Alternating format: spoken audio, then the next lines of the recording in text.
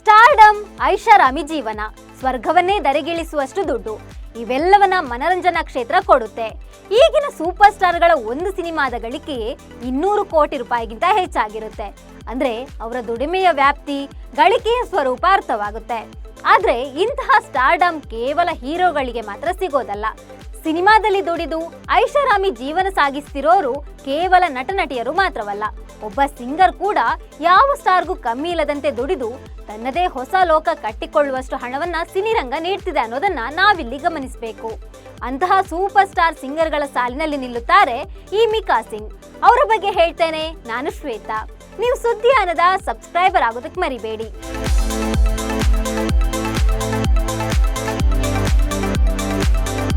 ಬಾಲಿವುಡ್ನ ಈ star singer ತನ್ನ 10 ನಿಮಿಷಗಳ ಕಾಲ್ ಶೀಟ್ಗೆ ಬರೋಬ್ಬರಿ 1.5 ಕೋಟಿ ರೂಪಾಯಿ ಗಳಿಸ್ತಾರೆ. ಯಾವುದೇ ಸೂಪರ್ ಸ್ಟಾರ್ ನಟರಿಗಿಂತಲೂ ಕಮ್ಮಿ ಇಲ್ಲದಂತೆ ಕೋಟಿಯಲ್ಲಿ ಹಣವನ್ನ ಗಳಿಸ್ತಾರೆ ಸ್ಟಾರ್ ಸಿಂಗರ್ ಮಿಕಾ ಸಿಂಗ್.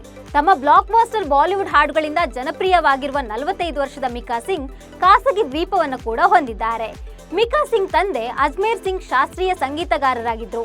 ಮೂಲತಃ ಪಶ್ಚಿಮ ಬಂಗಾಳದವರಾದ ಅಜ್ಮೇರ್ ಸಿಂಗ್ ಪಾಟ್ನಾ ಸಾಹಿಬ್ ಗುರುದ್ವಾರದಲ್ಲಿ ಕೀರ್ತನೆಗಳನ್ನ ಹಾಡ್ತಿದ್ರು. 8 ಮಕ್ಕಳಲ್ಲಿ ಕೊನೆಯವರಾದ ಮಿಕಾ ಸಿಂಗ್ ಬಾಲ್ಯದಿಂದಲೂ ಅಪ್ಪನ ಹಾಡುಗಳಿಂದ ಪ್ರಭಾವಿತರಾಗಿದ್ರು. ದಲೇರ್ ಮೆಹಿಂದ್ ಎಂದು ಖ್ಯಾತಿ ಪಡೆದ ಬಾಲಿವುಡ್ನ ಇನ್ನೋರ್ವ ಸ್ಟಾರ್ ಸಿಂಗರ್ ಆಗಿರುವ ಅವರ ಅಣ್ಣ ದಲೇರ್ ಸಿಂಗ್ ಜೊತೆಗೆ ಬಾಲ್ಯದಿಂದಲೇ ಹಾಡು ಕಲಿಯಲು ಮಿಕಾ ಸಿಂಗ್ ಪ್ರಾರಂಭಿಸಿದ್ರು.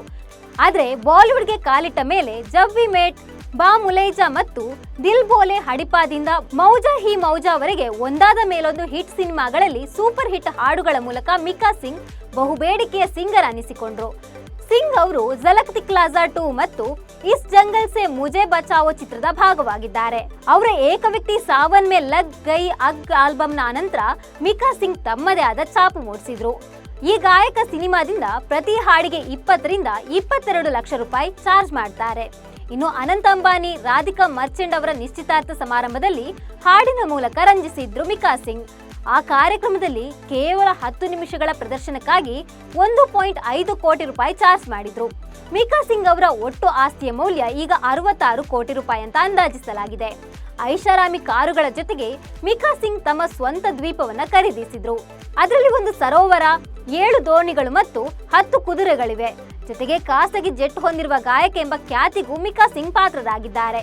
ಇದೀಗ ಬಿಗ್ ಬಾಸ್ OTT 3ಗಾಗಿ ಗಾಯಕ ಮಿಕಾ ಸಿಂಗ್ ಅವರನ್ನ ಸಂಪರ್ಕಿಸಲಾಗಿದೆ. ಒಂದು ವೇಳೆ ಈ ಶೋದಲ್ಲಿ ಮಿಕಾ ಸಿಂಗ್ ಭಾಗವಹಿಸಲು ಒಪ್ಪಿಕೊಂಡ್ರೆ ಇದುವರೆಗೂ ಯಾವುದೇ ಕಂಟೆಸ್ಟೆಂಟ್ಸ್ ಗಳಿಸಿದ್ದಕ್ಕಿಂತ ಹೆಚ್ಚಿನ ಮೊತ್ತದ ಸಂಭಾವನೆಯನ್ನ ಮಿಕಾ ಸಿಂಗ್ ಪಡೆಯೋದು ನಿಶ್ಚಿತ ಅಂತ ಹೇಳಲಾಗ್ತಿದೆ. ನಮಸ್ಕಾರ.